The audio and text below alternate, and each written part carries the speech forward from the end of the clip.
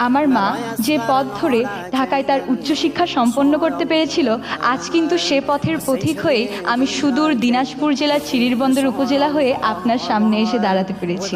আমি আতিফা রহমান এতটাই অভিজ্ঞ হয়ে গেছি যে আমার মাথায় এই কালো চুলের বদলে সাদা চুল থাকলে তা বুঝি বেশি মানানসই হতো। জাতির পিতা, সর্বকালের সর্বশ্রেষ্ঠ বাঙালি বঙ্গবন্ধু শেখ মুজিবুর রহমানের স্বপ্নের সোনার বাংলাদেশ থেকে সূচিত হয়ে আজ আমরা পদার্পণ করেছি স্মার্ট বাংলাদেশের গণ্ডিতে।